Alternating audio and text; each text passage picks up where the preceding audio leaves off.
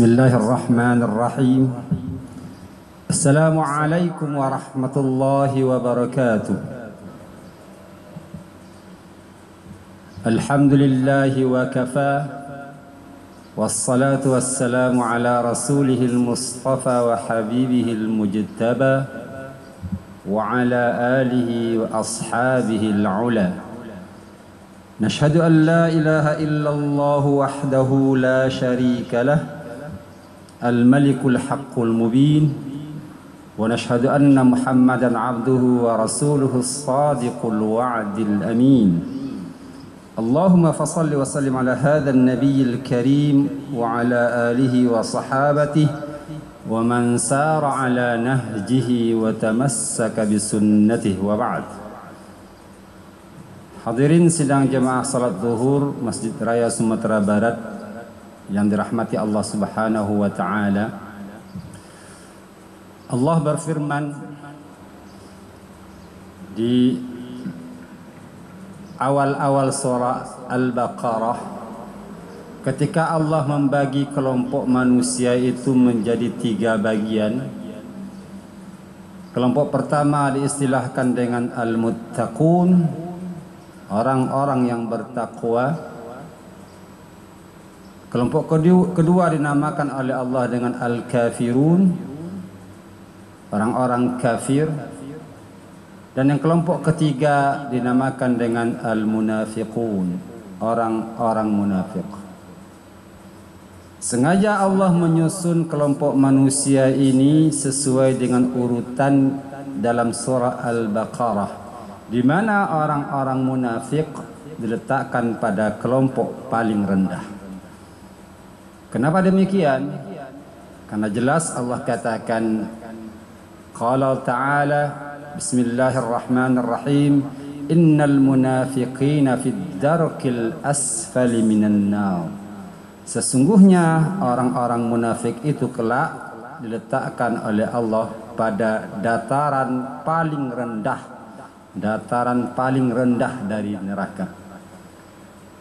Nah, dalam ayat itu, dalam cerita orang munafik ini, di antara sifat-sifat munafik yang dijelaskan dalam awal surah Al-Baqarah ini, mereka mengatakan, na'udzubillahi minasyaitonir rajim, bismillahirrahmanirrahim.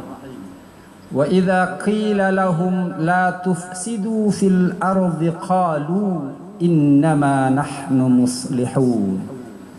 Ala innahum humul mufsidun walakin la yash'urun.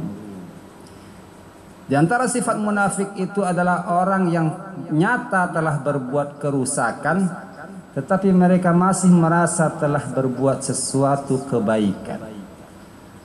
Dalam ayat ini digunakan kata-kata mufsidun dan muslihun.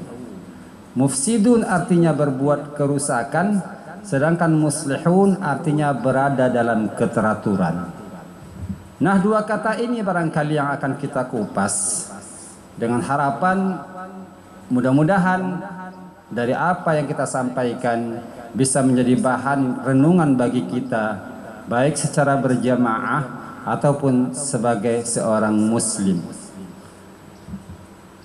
Bapak, Ibu, hadirin wal hadirat jamaah salat zuhur rahimakumullah. Kata salih berasal dari kata salah yang berarti tetap dalam aturan, berada dalam aturan. Sedangkan lawan dari kata salah ini adalah fasad, kerusakan yang disebabkan keluar dari aturan-aturan. Di antara sifat-sifat yang harus dilakukan oleh orang beriman agar mereka berhak mendapatkan surga Allah adalah wa'amilus salihat. Allah berfirman dalam surah Al-Baqarah, na'udzubillahi minasyaitonir rajim, bismillahirrahmanirrahim. Wa basyiril ladzina amanu wa 'amilus salihati anna lahum jannatin tajri min tahtihal anhar. Berilah kabar gembira kepada orang-orang yang beriman dan beramal saleh, bahwa bagi mereka disediakan sorga yang mengalir di bawahnya sungai. Kriteria dari sebuah amal itu bisa dikatakan saleh itu dalam banyak tinjauan yang harus kita perhatikan. Karena kata saleh itu adalah berada dalam aturan, mengikuti proses tetapi tidak keluar dari jalur-jalur dan aturan-aturan yang telah ditetapkan oleh Allah Subhanahu wa taala. Lawan dari kata saleh ini adalah fasad. Fasid artinya rusak atau keluar dari keteraturan. Allah berfirman dalam surah Ar-Rum di mana Allah mengatakan, Na'udzubillahi minasyaitonir rajim. Bismillahirrahmanirrahim. Zaharal fasadu fil barri wal bahri bima kasabat aydin nasi liyudhiqahum ba'dalladzi 'amilu la'allahum yarji'un. Telah terjadi berbagai kefasadan, telah terjadi berbagai kerusakan di muka bumi ini, baik di darat maupun di laut, disebabkan oleh usaha dan perbuatan yang dilakukan oleh manusia. Kata kerusakan di sini yang menyebabkan kehancuran yang terjadi pada dunia di darat maupun di laut harus kita telaah sedemikian rupa. Karena dengan itu kita bisa mengakur kesalehan amal kita. Kata fasad yang berarti keluar dari aturan. Ulama sufi, ulama akhlak membagikan kata fasad itu pada beberapa bagian. Bagian pertama dari kefasadan yang dimiliki oleh manusia dinamakan dengan fasadul aqidah. Menyelewengnya akidah mereka, keluar dari ketetapan, keluar dari sesuatu yang telah ditetapkan oleh Allah Subhanahu wa taala. Kerusakan itu terjadi pada akidah mereka. Fasadul aqidah, orang yang memiliki kerusakan dalam akidah dinamakanlah dengan orang musyrik. Orang musyrik adalah orang yang memiliki penyakit pada akidahnya. Karena keluar dari ketetapan Allah yang mengatakan bahwasanya innani anallah, kata Allah. Hanya sayalah Allah. La ilaha illa ana. Tidak ada Tuhan selain saya, kata Allah. Orang yang mencari Tuhan selain Allah, orang yang meyakini kekuatan-kekuatan lain selain kekuatan Allah, baik mengatakan bahwasanya sesuatu itu memiliki kekuatan yang maha dahsyat dan menyampingkan Allah, atau nyata-nyata menyembah Tuhan selain Allah, semua itu bentuk penyimpangan dalam akidah. Orang yang menyimpang dalam akidah, dalam agama dinamakan dengan musyrik, mempersekutukan Allah dengan yang lain. Dan itu terjadi pada diri manusia, dirasakan ataupun tidak. Jika kemusyrikan itu nyata, seperti menyembah Tuhan selain Allah, mungkin kita bisa menjauhinya dengan nyata juga. Tetapi kemusyrikan yang paling besar adalah kemusyrikan yang ada dalam diri kita, seperti sifat riya, sifat sum'ah, ingin untuk diperhatikan oleh orang lain, ingin didengar selalu oleh orang lain, ingin dipatuhi oleh orang lain. Ternyata dalam hal itu terdapat kemusyrikan yang harus sama-sama kita insafi. Hadirin sidang jamaah zuhur rahimakumullah. Kerusakan kedua yang harus kita perhatikan juga dinamakan dengan fasadul iman. Kerusakan dalam keyakinan kita terhadap rukun iman. Orang yang rusak imannya dalam agama dinamakan dengan kafir. Seperti mereka mempercayai Allah tetapi tidak percaya dengan kitab Allah. Mereka mempercayai Allah tetapi mereka tidak percaya dengan kejadian hari akhir. Maka mereka ini dinamakan dengan kafir. kerusakan terjadi pada keyakinan mereka terhadap rukun-rukun iman.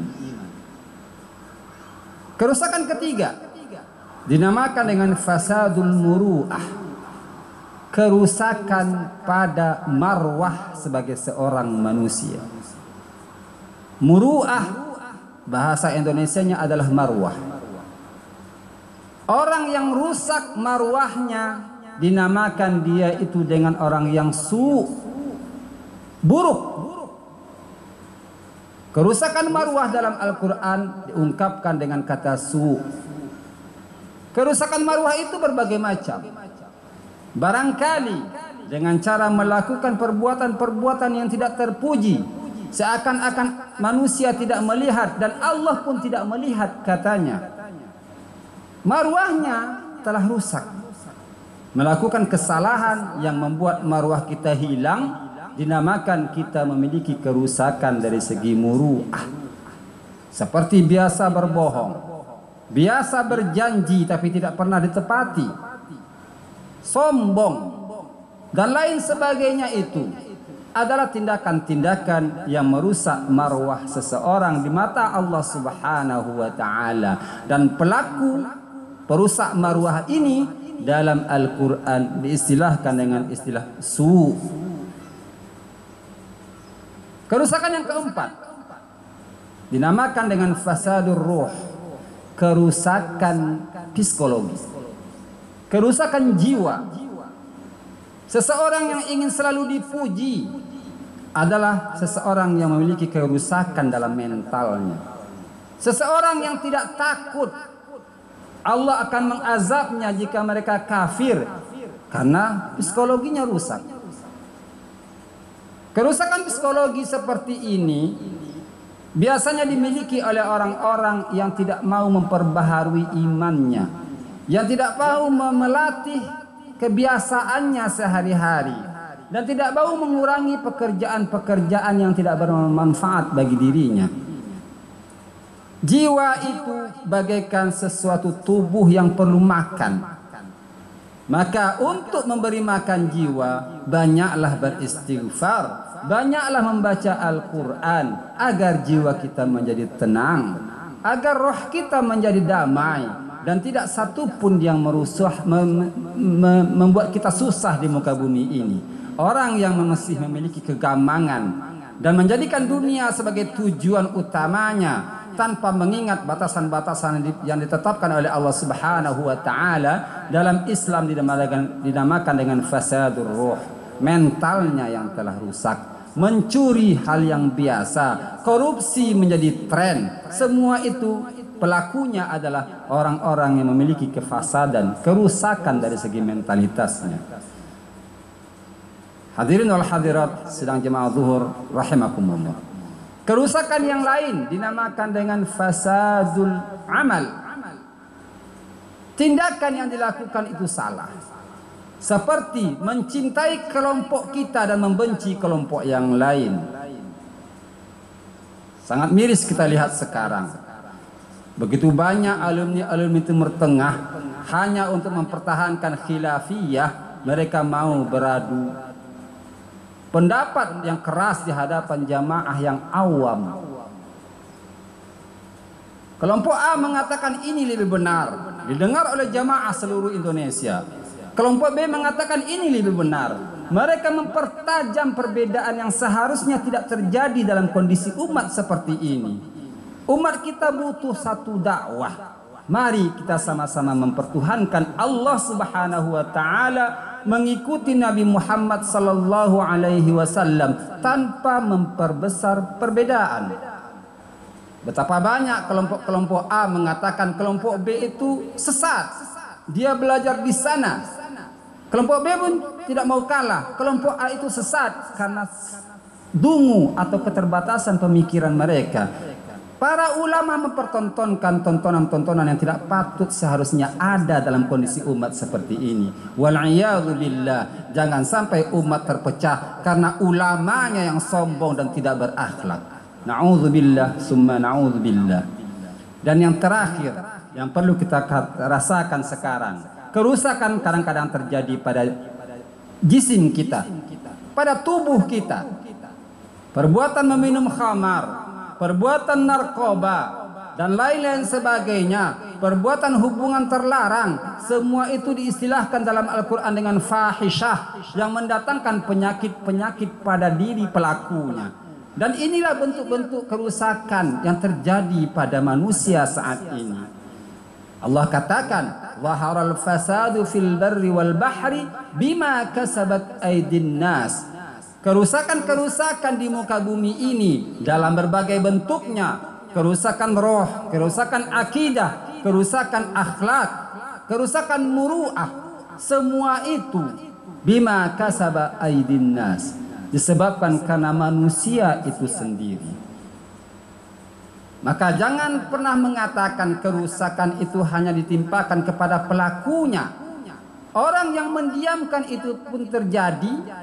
Orang yang mendiamkan sesuatu itu terjadi juga salah karena keluar dari keteraturan, tidak mau mengajak. Bencana di tanah datar, bencana di agam. Jangan sampai kita yang di Padang mengatakan hal itu patut bagi agam dan tanah datar karena masyarakatnya yang begitu rusak. Tapi ketahuilah, kerusakan manusia secara keseluruhan akan menyebabkan bumi ini hancur. Boleh jadi karena masyarakat Padang yang tidak perhatian, atau pemerintah yang tidak memiliki akhlak-akhlak terpuji, atau ulama yang terlalu arogan dalam menyampaikan sesuatu sehingga Allah marah dan Allah turunkanlah azab di negeri-negeri yang patutnya dicintai oleh kita bersama. Na'udzubillah summa na'udzubillah. Segala kerusakan dimanapun di bumi ini karena kita manusia yang telah lalai, karena kita manusia sebagai hamba Allah yang tidak lagi mengindahkan aturan-aturan yang telah ditetapkan oleh Allah Subhanahu wa taala. Orang yang rusak tetapi merasa saleh, maka sesungguhnya mereka termasuk kelompok-kelompok munafik. Kita berlindung kepada Allah agar kita dijauhi dari sifat-sifat munafik, dan agar kita selalu beramal saleh, saleh untuk diri kita, saleh untuk masyarakat kita, saleh untuk negeri kita. Apa yang terjadi di ranah Minang saat ini bukan karena penduduk setempat telah durhaka, tetapi karena kita masyarakat Minangkabau yang tidak lagi berpegang kepada adat bersandi syarak bersandi kitabullah. Semoga ranah Minang ke depan benar-benar menjadi negeri yang islami, yang dicintai oleh Allah Subhanahu wa taala. Dan kita doakan para saudara kita pada bumi-bumi yang ditimpa musibah, semoga Allah memilih mereka menjadi hamba-hamba yang dicintai di sisinya, dan semoga alam kita menjadi kembali baik, saleh, benar-benar berada dalam aturan dan kecintaan Allah Subhanahu wa taala. Fa'tabiru ya ulul absar la'allakum turhamun. Assalamualaikum warahmatullahi wabarakatuh. Allahu akbar, Allahu akbar. Asyhadu an la ilaha illallah. Asyhadu anna Muhammadar Rasulullah. Hayya 'alas salati, hayya 'alal falah. Qad qamatis salat, qad qamatis salah. Allahu akbar, Allahu akbar. La